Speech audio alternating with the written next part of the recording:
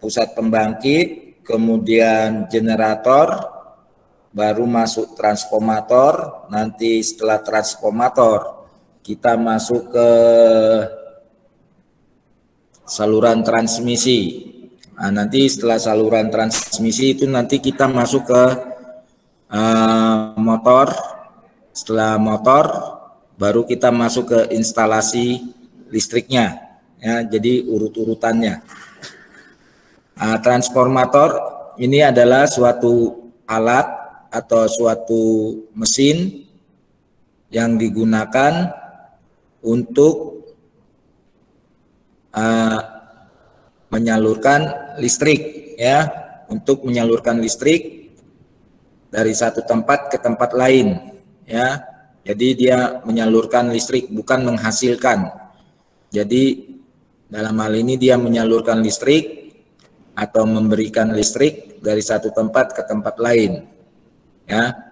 Jadi dari pusat pembangkit, listrik yang dihasilkan oleh generator, ya, sebelum dikirim ke konsumen, maka tegangan dari generator itu kita naikkan, ya. Jadi tegangannya itu kita naikkan terlebih dahulu menggunakan transformator step up, ya. Nah, kemudian setelah tegangan itu dinaikkan, ya, baru itu masuk ke saluran transmisi, ya. Jadi pada transformator yang harus kita perhatikan banyak sekali di sini, ya. Kenapa tegangan sebelum dikirim atau sebelum ditransmisikan harus kita naikkan? Nah, nanti kalau dia tidak dinaikkan, maka akan terjadi rugi-rugi daya dan terjadi rugi-rugi tegangan, ya. Jarak dari pusat pembangkit sampai kepada konsumen cukup jauh atau sangat jauh, ya. Ada puluhan kilometer, ratusan kilometer, ya. Jadi oleh sebab itu maka transformator itu kita gunakan untuk menaikkan tegangan, ya. Setelah dinaikkan tegangan, kemudian disalurkan, ya, melalui saluran transmisi, ya. Misalkan tegangan yang dihasilkan di pusat pembangkit 70 kP, maka kita naikkan menjadi 150 kP atau kita naikkan 250 kP atau kita naikkan 500 kP, ya, tergantung tegangan ini mau kita listrik ini mau kita gunakan untuk apa. Kalau listriknya ini nanti digunakan untuk interkoneksi, maka kita naikkan menjadi 500 kP, ya, menjadi 500 kP. Di Karesidenan Surakarta, khususnya di Solo, dia menggunakan tegangan 150 sampai dengan 500 kP, ya, 150 sampai dengan 500 kP. Jadi ini tujuan daripada tegangan itu kita tinggikan, ya. Nah, kalau 500 kP itu nanti bisa interkoneksi antar wilayah, mau dari Banten sampai dengan Bali, ya. Dari Banten sampai dengan Bali kita tinggikan 500 kP. Nah, tapi itu yang tegangan ekstra tinggi. Ada tegangan ultra high voltage, ya. Ultra high voltage itu di atas 500 kP, ya. Nah, untuk saat ini pemerintah Indonesia belum belum semuanya yang menggunakan di atas 500 kP, hanya beberapa daerah atau beberapa wilayah yang menggunakan tegangan di atas 500 kP ya. Jadi itu khusus Pulau Jawa dan Bali. Kalau di luar Pulau Jawa itu paling tinggi tegangannya itu 150 kP, paling tinggi. Paling tinggi itu 150 kP di Sumatera, Pulau Kalimantan, Pulau Sulawesi, dan Pulau Papua ya. Pulau Ambon, itu Pulau Nusa Tenggara ya, itu masih di atas paling tinggi 150 kP ya. Jadi ini kita masuk materi kita. Nah, inilah kita lihat, ini saya tampilkan, saya ambil gambar di gardu induk ya, salah satu gardu induk. Nah, ini adalah transformator ya, transformator. Inilah nanti yang akan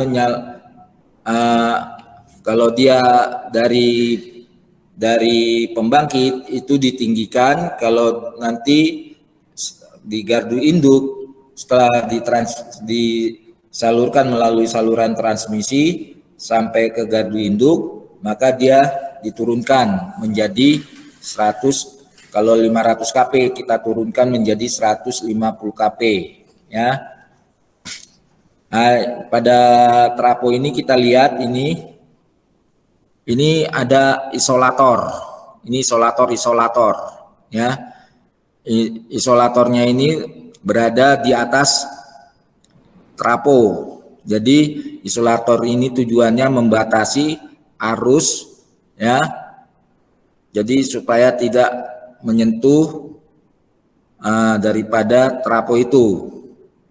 Kemudian pada trafo ini ada basing. Ini ada basing penyaluran atau cabang ya, basing atau cabang. Jadi di pada trafo ini ada merah, hijau, merah, kuning, hijau ya. Ini RST ya. Ada pasa R, ada pasa S, ada pasa T ya.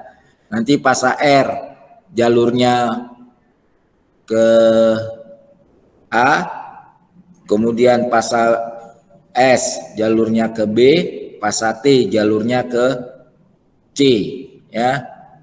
Jadi dari sinilah listrik ini kita kirim ya.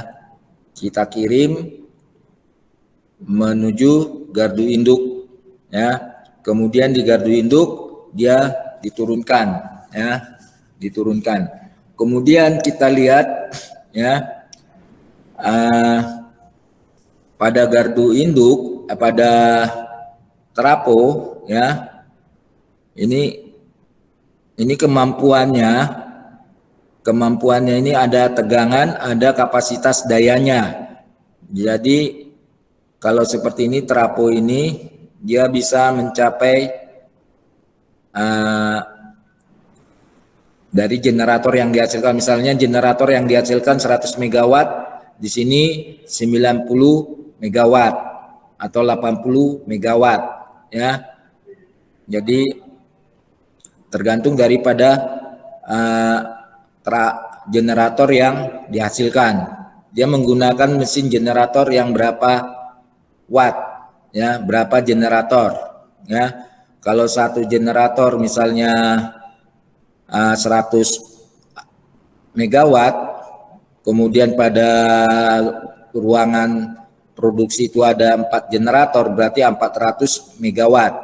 Berarti di mesin transformator ini ya, tegangan daya yang kapasitas dayanya ini adalah 380 sampai dengan 390 MW ya. Ini yang akan dikirim ya. Jadi inputnya 400 MW masuk ke sini, nanti outputnya itu 380 sampai dengan 390 megawatt yang dikirim menuju konsumen, ya. Jadi dari gambar itu kita definisikan, ya, transformator adalah suatu alat listrik yang dapat memindahkan dan mengubah energi listrik dari satu atau lebih rangkaian listrik ke rangkaian listrik yang lain. Jadi dia memindahkan atau menyalurkan, ya, memindahkan atau menyalurkan dari satu tempat ke tempat lain melalui suatu rangkaian listrik, ya, melalui suatu rangkaian listrik. Dia tidak menghasilkan. Jadi dia melalui suatu gandengan magnet dan berdasarkan prinsip induksi elektromagnet. Jadi sistem kerjanya adalah berdasarkan prinsip induksi elektromagnet. Ya, transformator digunakan secara luas, baik dalam bidang tenaga listrik maupun dalam bidang elektronika. Ya, kalau bidang elektronika, ya, kita manfaatkan untuk arus-arus kecil, ya. Ada juga yang digunakan tegangan pada elektronika arus DC yang besar, ya. Selama ini yang kita praktekkan, yang kalian praktekkan saat perkuliahan dari semester 1 sampai sekarang, kita gunakan trafo yang tegangannya kecil, ya, atau arusnya kecil, ya. Tapi kalau dalam industri, trafo untuk elektronika itu arusnya yang besar, ya. Penggunaan transformator dalam sistem tenaga memungkinkan terpilihnya tegangan yang sesuai dan ekonomis untuk tiap-tiap keperluan, ya.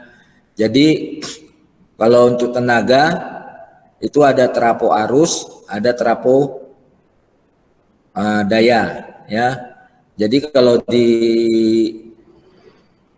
distribusi, ya, kalau kita lihat trafo-trafo yang berdiri di atas tiang-tiang itu adalah trafo distribusi, ya, trafo distribusi. Kemudian kalau di bawahnya trafo ada bentuk kotak, ya, itu adalah gardunya, gardu lokal, ya, gardu lokal. Jadi di situ bisa kita kontrol atau bisa kita lihat, ya, seperti di halaman ATW itu, ya, ada sebuah trafo, ya, kemudian ada pengontrolnya, ya. Jadi trafo yang seperti di lahan kita di halaman ATW yang dekat parkiran itu kita gunakan trafo, ya, yang ada fasa R, fasa S, fasa T, ya. Jadi dibagi fasa R, fasa S, fasa T. Nah, jadi pembagian bebannya di situ harus seimbang. Kemudian di transformator, ya, itu harus di atas di transformator itu ada pengamannya, ya. Ada arrester, ya. Kemudian ada push cut off-nya, ya. Arrester itu misalnya tujuannya untuk mengamankan trafo apabila cuaca buruk, ya, apabila cuaca buruk, jadi terjadinya petir, ya, tidak hujan tapi ada petir, atau itulah untuk mengamankan trafo tersebut. Tugasnya arrester, ya, tugasnya arrester itu untuk mengamankan trafo tersebut.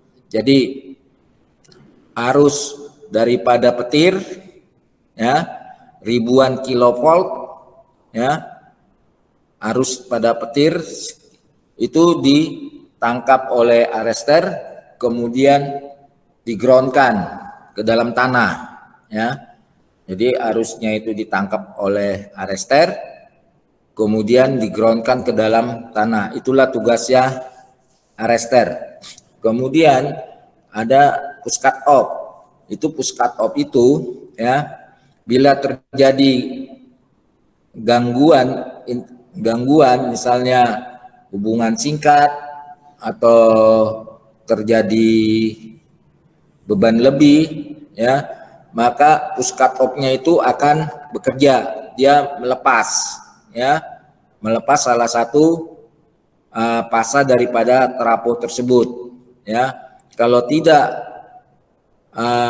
bekerja push cut off-nya atau tidak off ya, tidak lepas ya, kondisi lepas atau terbuka, maka trafo itu akan terbakar ya.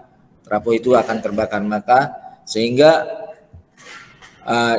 di situ dikatakan sebagai sistem pengaman daripada trafo itu ya. Penggunaan transformator dalam sistem tenaga memungkinkan terpilihnya tegangan yang sesuai ya. Tegangan yang kita inginkan berapa ya. Misalnya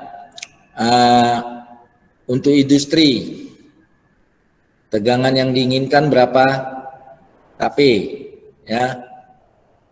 Jadi jangan di industri tegangannya itu 220 volt. Kalau dia 220 volt, maka itu industri rumah tinggal ya, atau industri kecil. Tapi kalau industri besar, dia menggunakan tegangan 20 kP pada trafo tersebut ya. Jadi disitulah tegangan yang harus disesuaikan. Kemudian ekonomis ini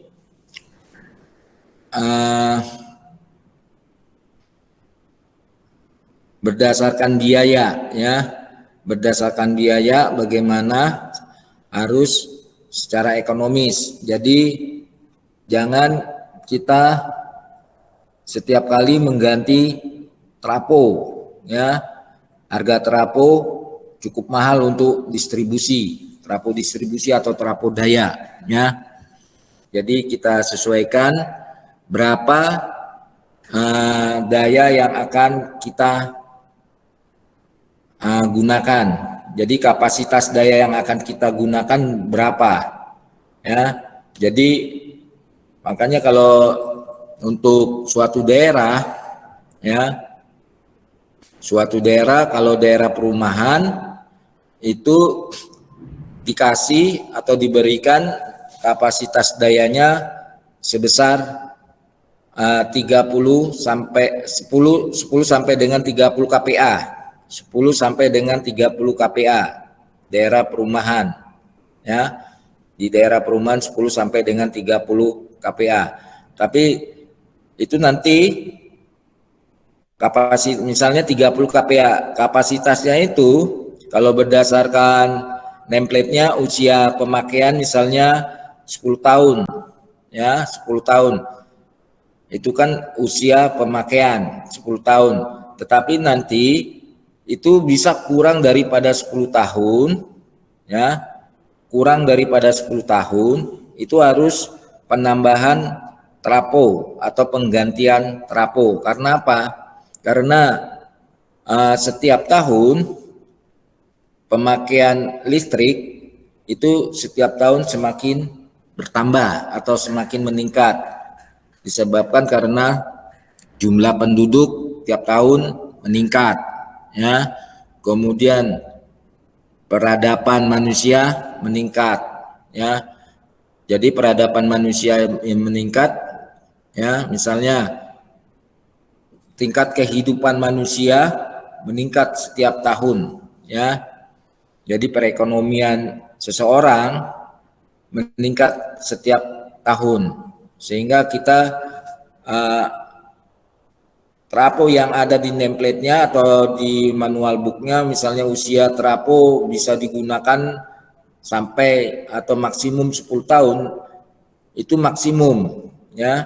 Tapi bisa kurang daripada 10 tahun karena tadi satu, meningkatnya tingkat kehidupan manusia, 2 bertambahnya jumlah penduduk. Ya. Contoh di Kota Solo, dulu hotel itu sedikit, tapi sekarang di mana-mana berdiri hotel-hotel. Ya. Akibatnya energi listrik yang dibutuhkan di Kota Solo meningkat atau bertambah. Daya listrik yang digunakan di Kota Solo itu meningkat atau bertambah karena ada pembangunan.